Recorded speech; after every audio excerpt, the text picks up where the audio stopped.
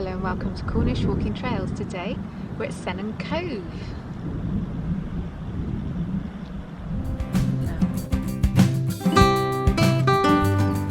Paradise private beach. So we're just close to Sennen Cove here. We've got a fantastic old book with us showing a rock cluster called the Irish Lady, which we're going to find. We're going to do a short stretch from here to Gwynfor Beach, a secluded quiet spot near Sennen Cove. So for our walk, so we've parked here, this little car park. It's right at the end of the village. It's September 2022. We paid £3.90 for 3 hours. If you've visited Sennen, you may know the Coast Guard lookout with its fabulous views to Land's End. It was built in 1912 and was active until 1940s, after which it was used to train Coast Guards.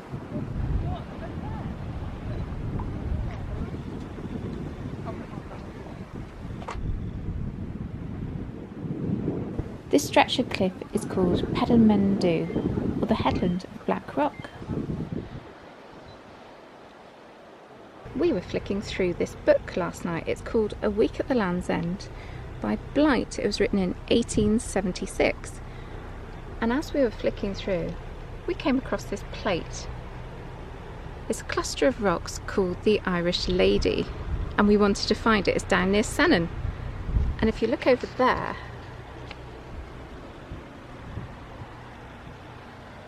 I think we found it. Blight tells us how this cluster of rocks got its name.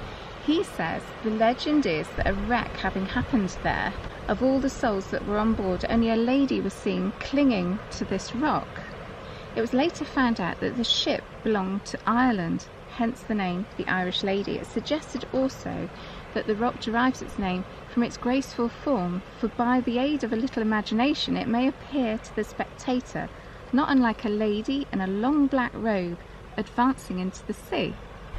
Can you make out a lady from that cluster of rocks? Is it the ones at the very top, do you think? I don't know, It I'm looks not like sure. a larger stone and a smaller one, which could be the head.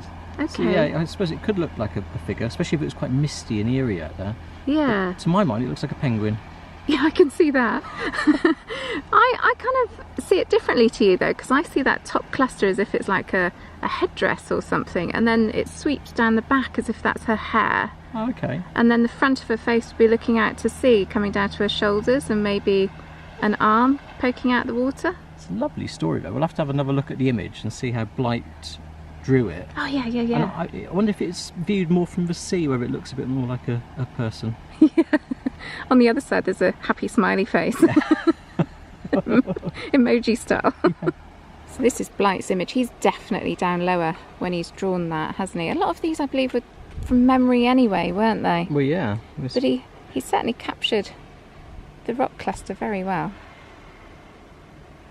Love the way he's got the breaking waves on it as well. Yeah.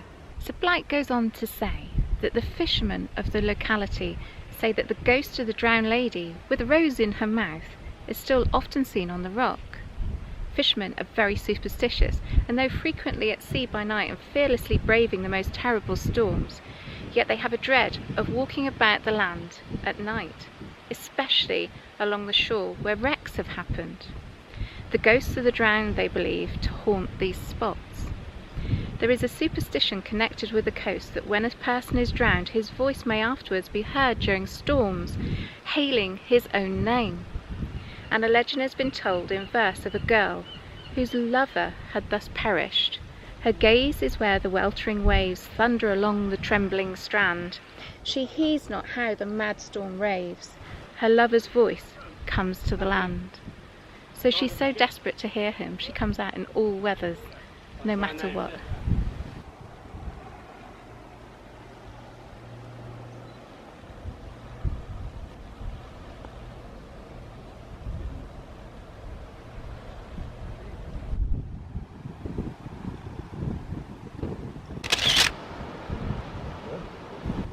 Gotta be done, hasn't it? Land's End, Land's End. It's down there. So that story in the Blight book is a really romantic story. The young lady is so heartbroken she goes out in a fierce storm to just try and catch a sound of her lover's voice. I know, it's quite romantic, isn't it? Yeah. And they think that in a storm that all the lost souls haunt the cliff tops. Yeah, so that's why people don't walk around here at night. No, not a good idea. It's another ghost story, Andrew. Lots of them. And where we have ghost stories, we have stories about smuggling. Let's pick that up in the village a bit later on.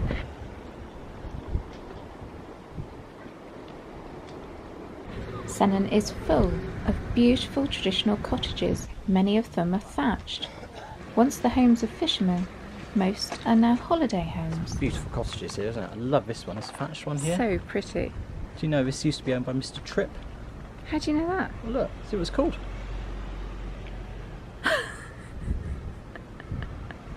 10 out of 10.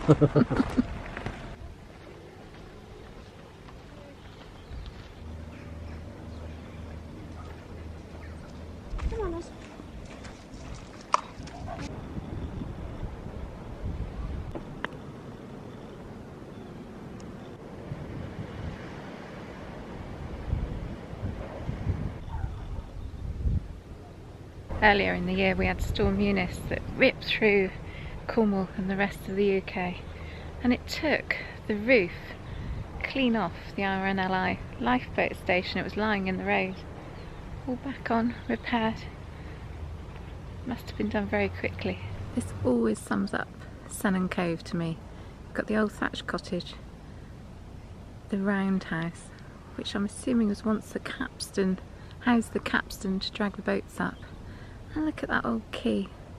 Great big chunks of granite in that, isn't there?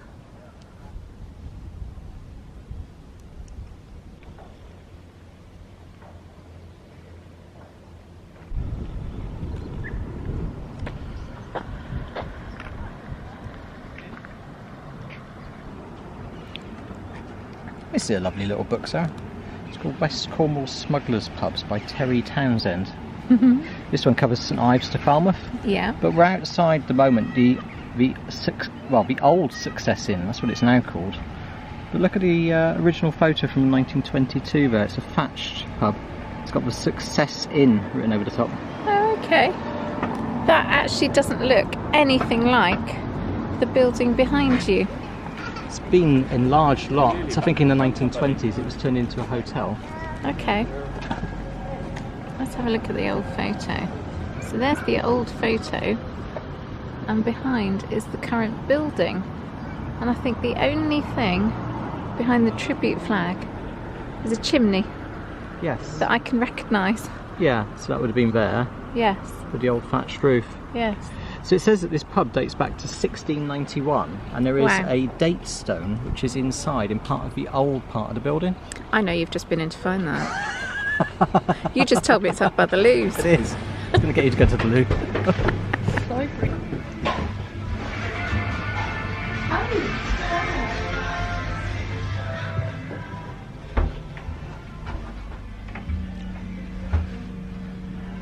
The pub looks entirely different to that old photograph. It was bought in 1922 and developed into a hotel, returning to be called the Old Success Inn, as it is today. So what are your suggestions? Well, rather than doing a southwest coast path, the tide's on its way out. I reckon we just walk along the beach for a little bit. But it might mean you have to take your shoes and socks off. I'll frighten the seagulls. So there we go, the finger post, southwest coast path. It's 5 miles to Cape Cornwall, which you can actually see up there in the distance with the Brissons out to sea. We're not going all that way today. We are going to go to the end of the beach to Gwynfa.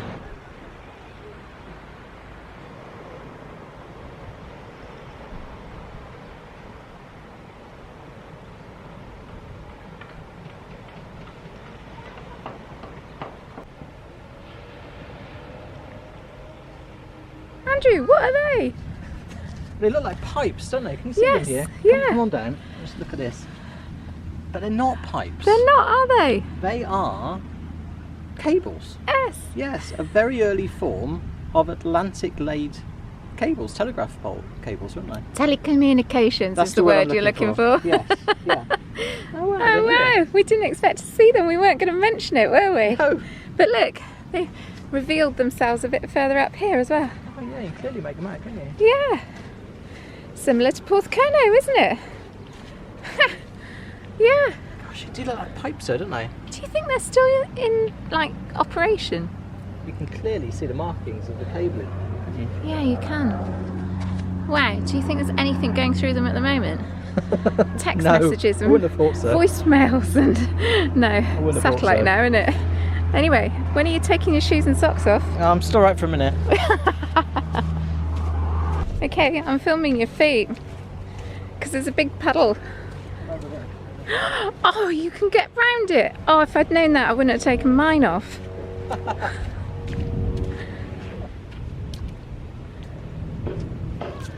Oh, just.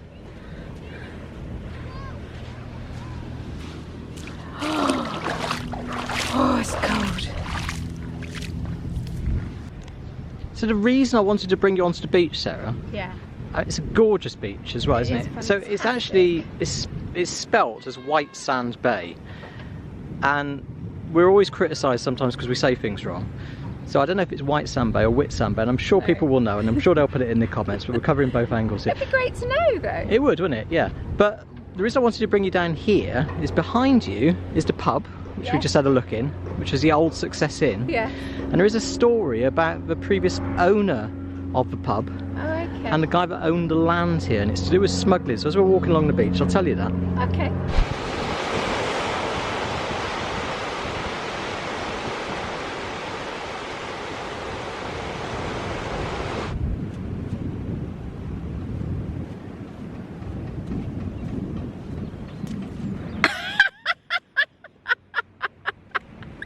Got a sock. You got a wider one here now.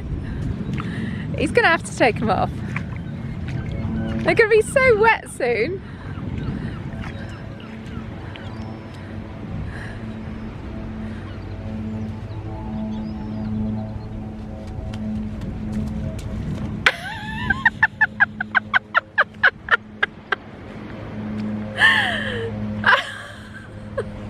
As we've already said, that pub behind us was kind of the centre of smuggling in Sennen Cove.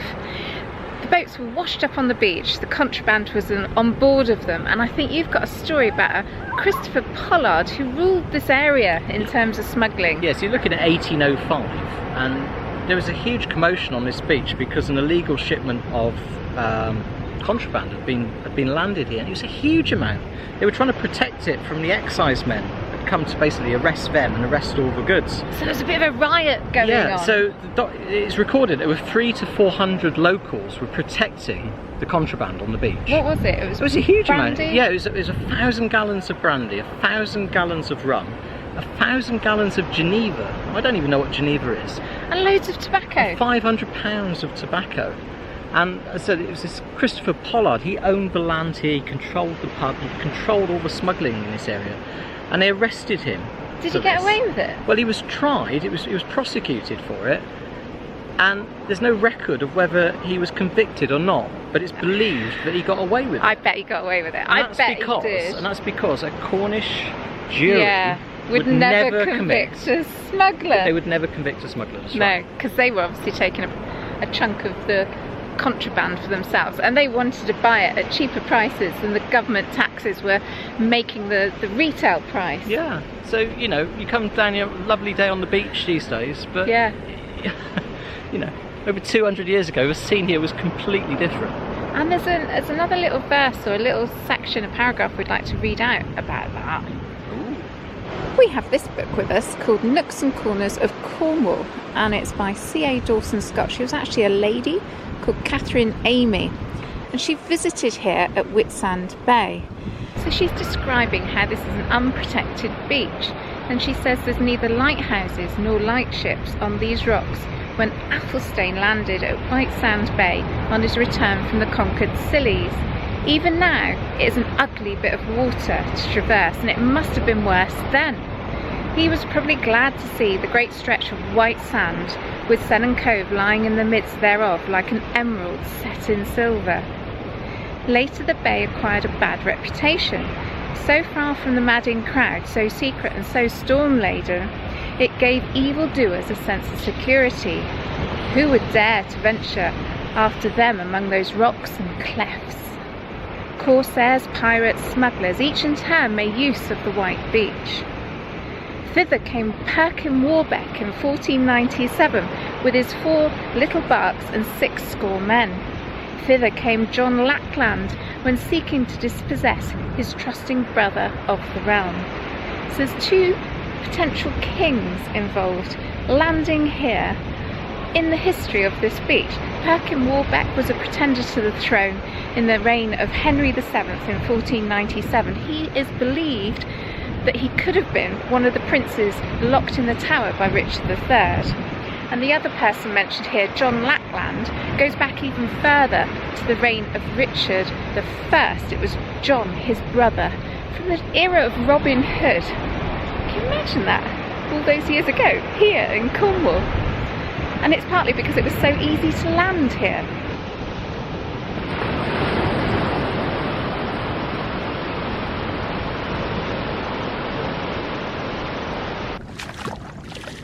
I love days like today. It's still warm enough to be paddling through the sea. But look at the sky, you've got those milky tones. The green is emerald green in the sea. And then it goes to purple on the horizon. There's actually no blue in that sea at all today. It's absolutely beautiful.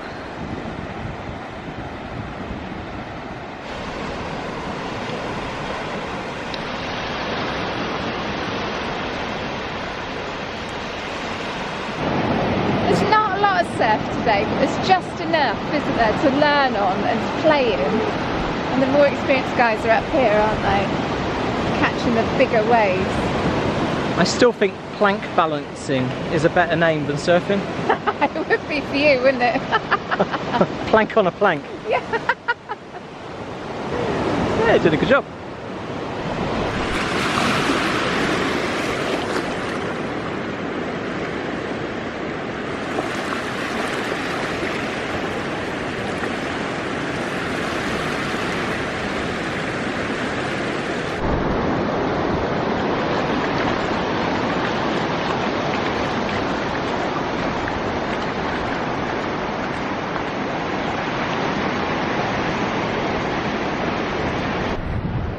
So you've still got your shoes and socks on? Yeah. Yeah. That's alright, it's a bit boring. Oh, twit!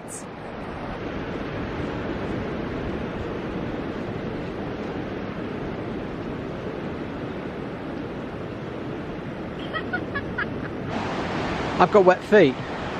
No! Do you know, I think the sensible thing to have done would have been to take my shoes and socks You off. haven't only got wet feet though, you've got wet feet, you've got wet socks and you've got wet shoes. Whereas I've got wet feet that can be dried and I've got dry socks and dry shoes. Yeah. I'm smug, look at me, I'm smug. Yeah, don't look at me. I'm not smug. I got squelchy feet and it's horrible. Ugh. So what's wrong with taking your shoes and socks off? I hate it when you get sand in your feet. Hello. Oh, We've got a doggy. Hello, doggy. Hello. Hello. Oh, he's wet. He's Wet doggy. soaking. Hello. He's sopping wet.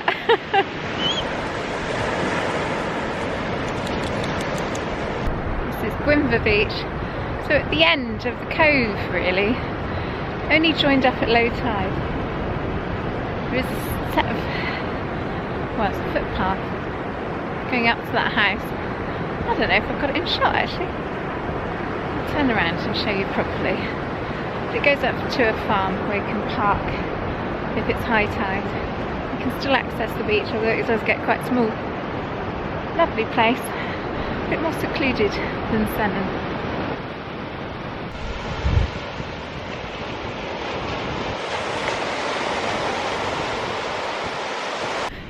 He's got another load of water to cross.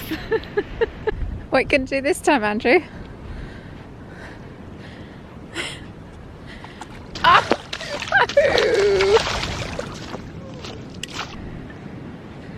That's what he should have done. I've got a plan. The sunshine will drive them out. The Cornish sunshine.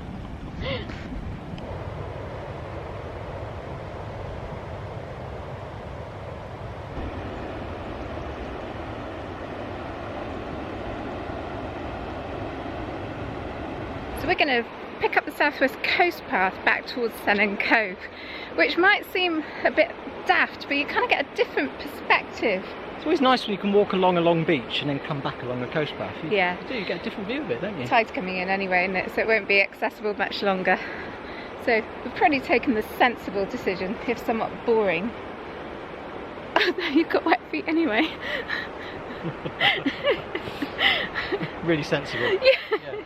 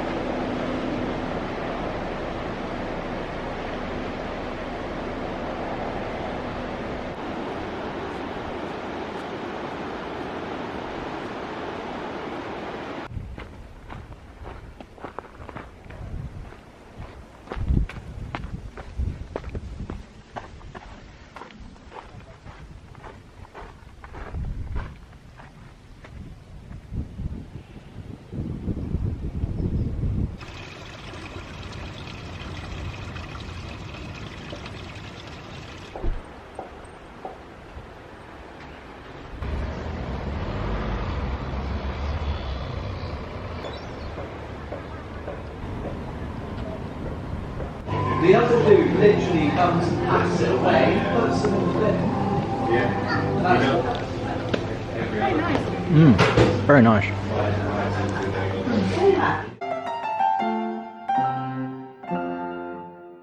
Back to the smuggling. Yeah, so picture this, Sarah. The year is 1805. It's Okay. the height of the smuggling era. Yeah. You've got Britain have been at war with France in the Napoleonic Wars. Now the guy that owned the land here at Sennen Cove, he was called Christopher Plummer. Pollard. Yeah. So basically he had a 1,000 gallons of brandy, 1,000 gallons of rum, That's a lot. 1,000 gallons of Guinea. Now I don't know what Guinea is. Geneva. Oh, Geneva, place in Switzerland. yeah, what I said? I don't know, No. Guinea, I think. Anyway, he had a lot of contraband, and he incited the locals to fight the. I can't do it. Can we just? God, I've got it in my head now. Right, it's great. Right, just try it. Right, start again, yeah. Smuggling. Smuggling. So Sarah, I want you to picture the scene. It's 1805. Yeah. All right. There's a huge. Oh, what's the word? Oh, I'm getting hungry now. Why do we always do this to ourselves? I don't know. It's 1 o'clock and I'm hungry. He's hungry. Oh. Shipment of contraband that's been landed on this beach. They're protecting from the excise men. The excise men, isn't it? What do you want to say? Oh. Oh, poor thing. To help us grow our channel, please subscribe and consider supporting us on Patreon. Our short little video showing you 1 or 2 interesting facts about Sennen. Yeah, so we haven't taken this walk from a walk book today, we've just dug the Ordnance Survey map out. It's a 3 mile sort of circular walk. We've made it circular because we went along the beach. It's flimsy, that's a flimsy one. We just walked along the coast. I love the story about the old pub and the old photograph. The way we could marry that up today was brilliant fun. Yeah, and the story about Perkin Warbeck as well. A long time ago. Can you imagine the scenes on this beach? I know, it's seen a lot, this beach. So It? if you manage to get down and do this part of the coast path, perhaps you'll have a bit more knowledge about what's really happened here over the years. It's a beautiful place to visit. So until next time, bye! Bye!